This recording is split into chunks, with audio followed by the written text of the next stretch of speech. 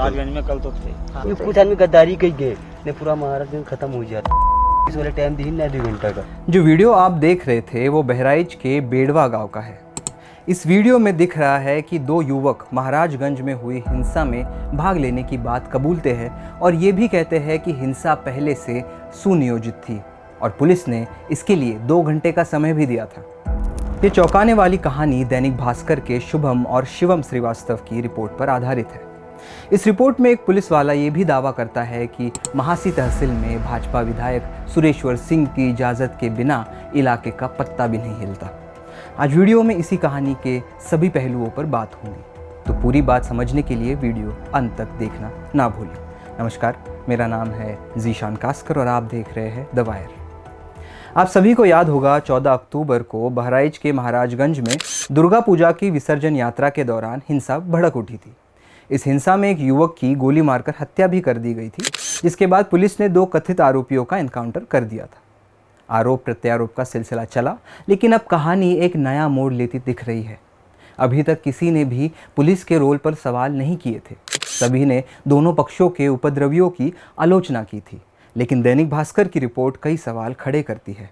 इस रिपोर्ट में खुफिया कैमरे के जरिए 2 ऐसे लोगों से बात होती दिखती है जो अपने आप को बहराइच हिंसा में शामिल होने की बात कबूलते हैं।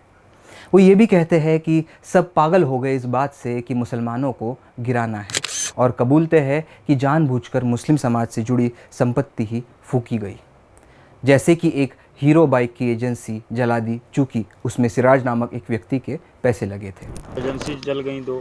तुम लोग फूके हो? और क्या, लोग जनता पूरी पागल हो गई कि अब एक बार मुसलमानों को गिरा देना है। क्या समझो? इसके बाद ये व्यक्ति ऐसी बात कहते हैं जिससे पुलिस की भूमिका सीधे सीधे शक के घेरे में आ जाती है।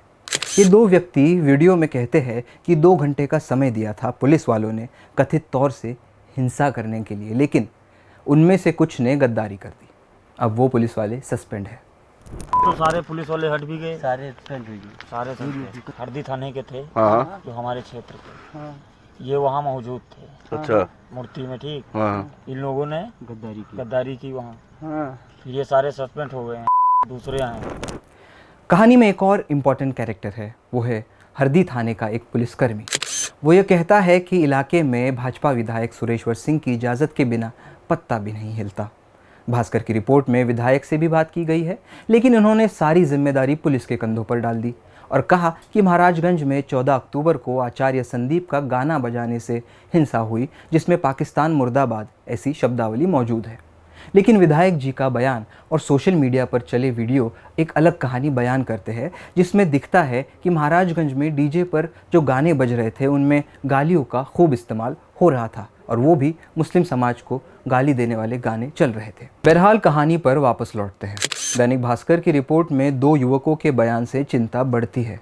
वो इसलिए क्योंकि जो रक्षक है वही भक्षक की भूमिका में अगर आ जाए तो फिर सामान्य जनता किस पर भरोसा कर पाएगी। खबर ये भी है कि हरदी थाने के मुंशी ने अधिक फोर्स मंगवाई थी, लेकिन उनको वो मुहैया नहीं कराई गई।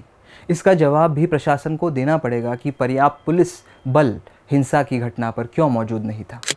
सपा के नेता और महसी के पूर्व विधायक के ओझा ये आरोप करते हैं कि 14 अक्टूबर की रात विधायक सुरेश्वर सिंह थाने में थे, जहां उन्होंने दंगाइयों का साथ दिया।